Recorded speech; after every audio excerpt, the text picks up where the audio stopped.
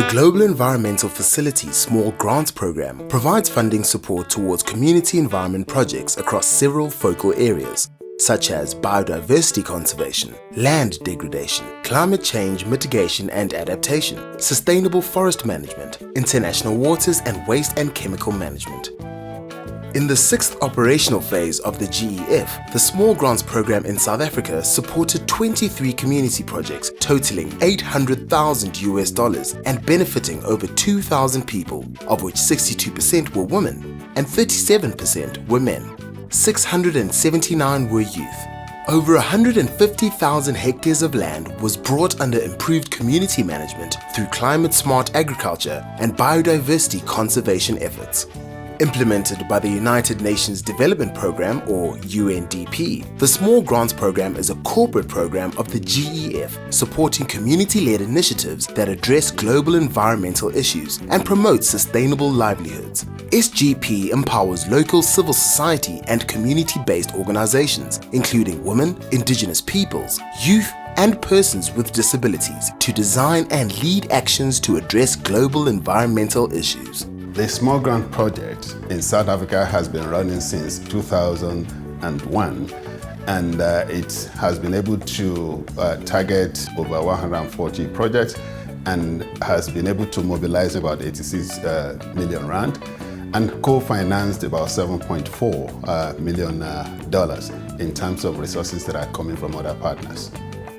Well, the key beneficiaries are the civil society organizations, community-based organizations, universities, and these are the ones we target, but they are to implement projects that really touch the lives of people in the marginalized communities. Our objective is to build in partnership for sustainable development at the community level.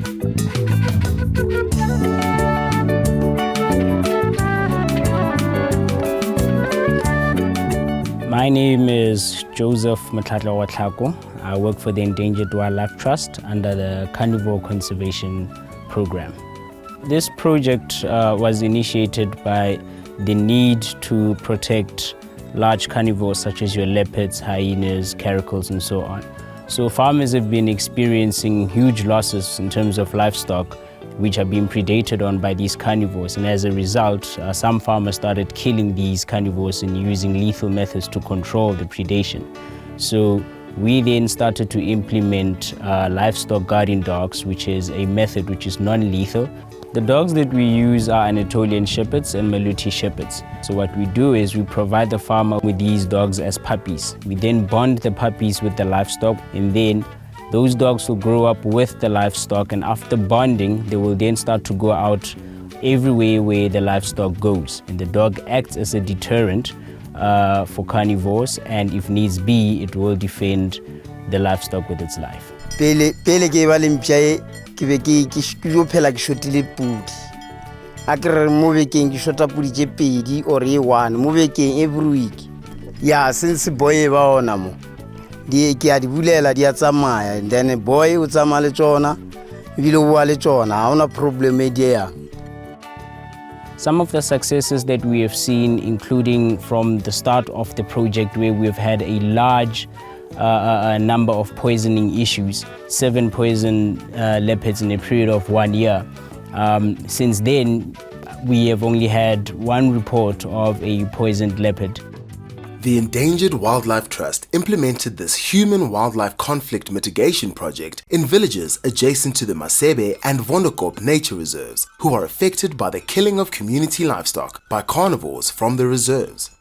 To date, the project has supported placement of 10 livestock guard dogs, with 10 local farmers guarding over 330 livestock.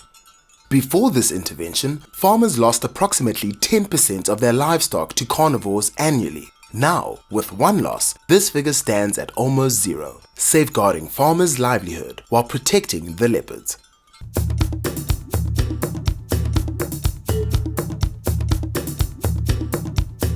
The project that we coordinated with the Small Grants Program is a really exciting one, where we're trying to teach communities to coexist with wildlife, and in that process build resilience, because they get taught to grow unpalatable elephant crops and also do beekeeping and also grow food crops. Elephants and their habitat are actually threatened. And if we can teach local communities to have a benefit from living with wildlife, then it's a win-win for elephants, their habitat and people, which all three of those components are really important. In this project, personally, I've gained skills, how to make my own garden in the community. And again, for the past few months, I was not buying any vegetables. I just go to the garden and pick whatever I want to use. Elephants Alive implemented this human-elephant conflict mitigation project in partnership with the 22-member all-female Black Mambas Antipoaching Unit. The Mambas patrol 62,000 hectares of the Balule Nature Reserve, which is part of the Greater Kruger Transfrontier Conservation Area. Besides vegetables, they are also producing honey and honey products which are sold to lodges and communities. This project was also in response to the impact of COVID-19 on the safari industry, with many people who were left out of work. It became critical that local communities became resilient to the loss of tourism by improving their food security and developing alternative livelihoods with cash crops and honey to sell.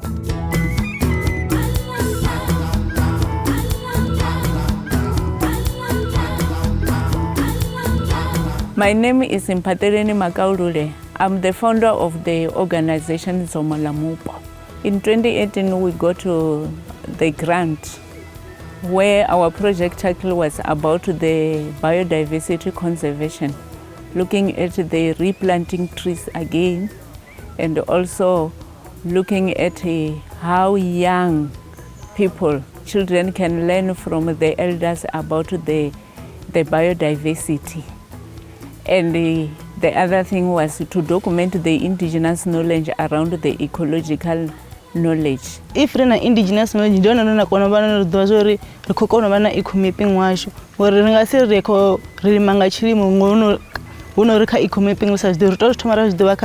indigenous knowledge, then eco-mapping. This project has impacted the community because it attracted the University of Venda, where we end up having the students from UNIVEN to come and assist us. As research assistants from the university, we are collaborating with Dzomo la Mupo elders so that we learn more about intergenerational learning, because there's a lot that they know that we don't know. So we're trying actually to write our own story from knowledge that we're getting from our elders. Dzomo la Mupo also supported the consultative process with local and provincial authorities towards the recognition and protection of 49 sacred indigenous forests in 12 villages. The project supported 12 schools to map sacred sites, integrating indigenous knowledge into school curriculum and educating the younger generation on ecological calendar mapping. It also rehabilitated sacred sites by the replanting of over 920 indigenous plant trees and selling over 1,000 tree seedlings to generate income.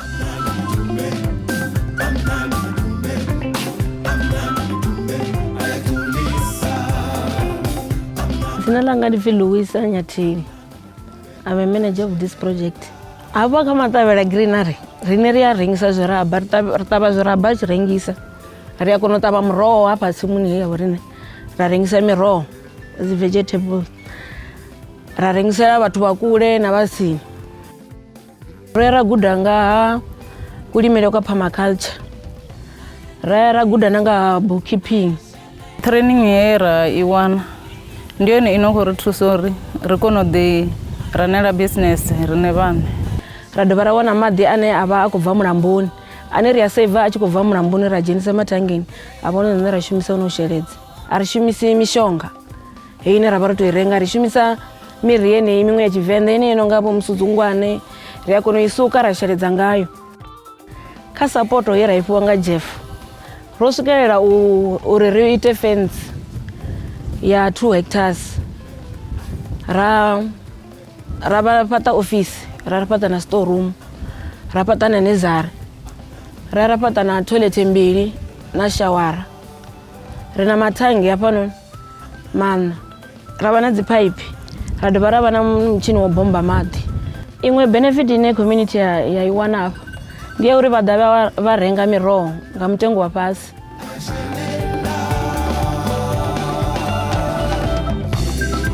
The name of the project is the Mzanduzi River Health Situated Learning Program, and it was run by DUCT, the Duzi-Umngeni Conservation Trust, in the Edendale Valley, Pietermaritzburg. The program was built around a 12-month education and training and development program where these young people were exposed to a whole range of environmental and social issues and helped to capacitate their responses, and practically they had to clean up 1 kilometre of a river stretch each in their own areas. The training program was an informal training program, and it involved networking with a whole range of partnerships around waste management, alien invasive clearance, communication skills, education skills, even project management, administration. So all the things a young burgeoning community partnership would need to be able to tackle complex projects. Personally, this project has given me an opportunity to be a permanent worker at DUCT. I am now a project manager, and it's all because of this project, yeah. The Duzi-Umngeni Conservation Trust program trained 12 local unemployed youth enviro-champs over a year in partnership with community-based youth organizations Liberty NPO in Mbali and Sakisizwe Community Education Program in Ashdown. The project had the following impact: 38 tons of land-based pollution cleared, 4 hectares of alien invasive species removed, 1.5 hectares of wetlands restored, 3 reaches of riverine area revitalized.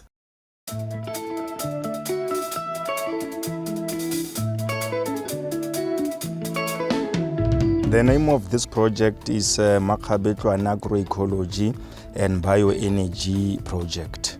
This project is about providing our people with clean energy, as well as making sure that we produce organic food for them so that they could stay healthy.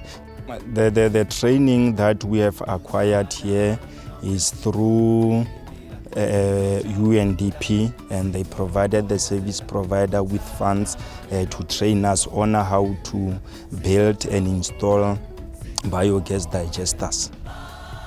Biogas ki tutile fela hore any organic material o kgona form a gas e le hore lena it was first time mo bophelong ba ka le hore nka se lebale ebile intutile gape le go di installa le hore le batho ba ka re ba di batla ka bontsi re ka kgona ba thusa ka tsona. Before gas ne re spanisa dikgong re go tsa molwa mo fatshe, then re itse gore motlakase go tsamile re berekisa dikgong tsa mo fatshe. Biogas e tlile go feta dikgong ka lebaka la gore ga ena accident le go ka se tshuma gona bjano ga sena go ka dira kotsi le ngwana o monnyane o medium o kgona se tshuma and then a tswela pele ka sona a beya.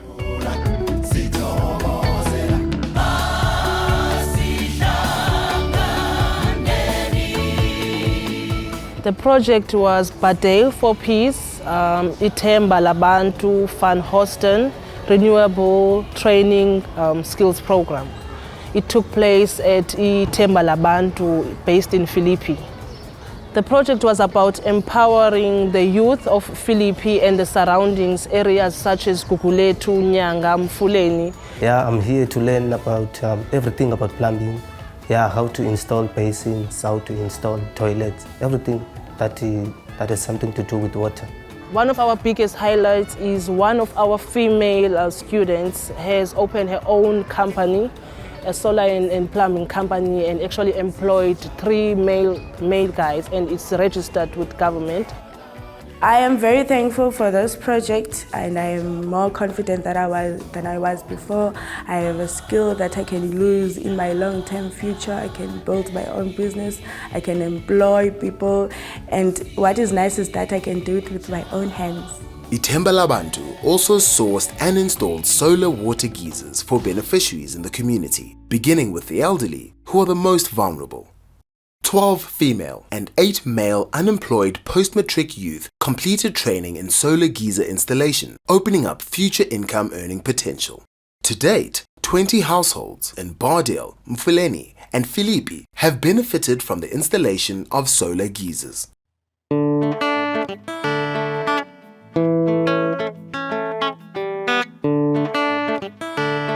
My name is Wanga Poli, and so I'm representing Seriti for GEF into Project Endangered. The project it's about to empower food security and then to alleviate for poverty and in response to the pandemic for COVID-19.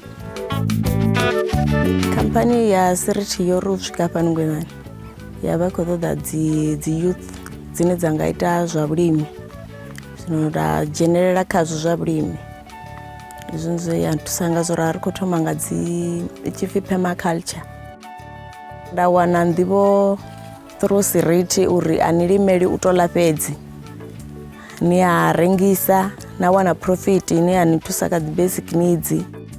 The Seriti Institute has trained 20 participants each from Thohoyandou and Makhado in permaculture techniques. 50% of these are female and 70% are youth 18 to 35.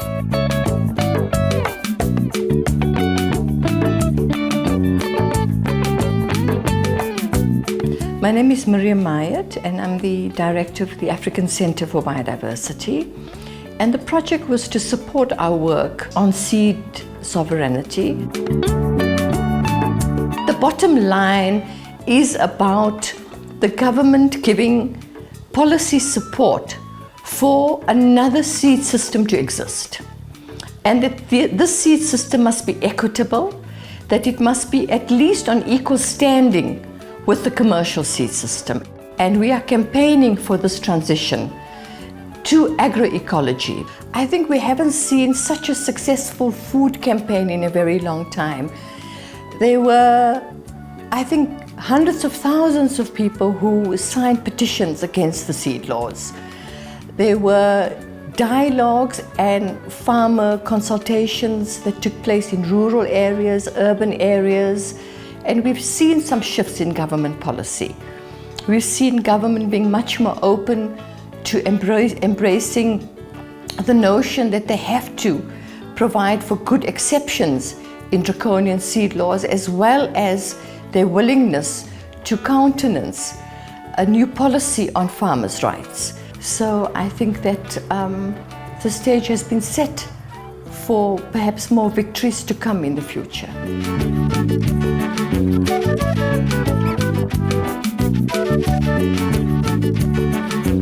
The name of this project is Tshikofokofo, Adopt a River Community Project.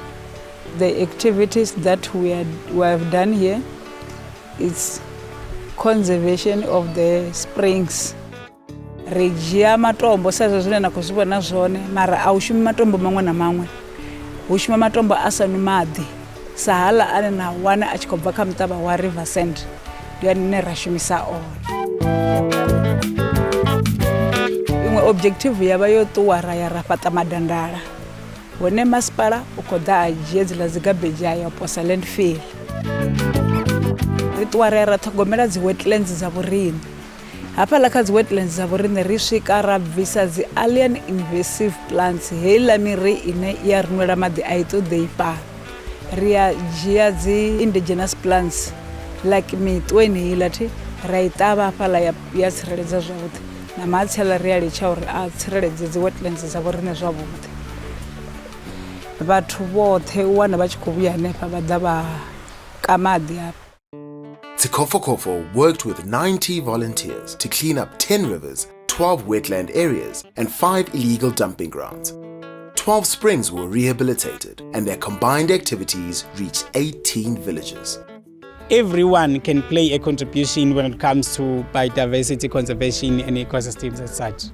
So it's a process of embarking on all citizens and residents that we need to work together. Either way we're coming from, but we need to come together and save our ecosystems. It's important to look after the environment because we actually need it to survive. And so if we take care of it, it will also take care of us. The small grant project in South Africa and across the world to be sustainable will require strong partnership with the government, with the private sector, with the civil society, the academic institution, and the communities themselves. This is what we want to invest in within the next 3 years to see how we can expand the partnership that will lead to transformative development in these vulnerable communities.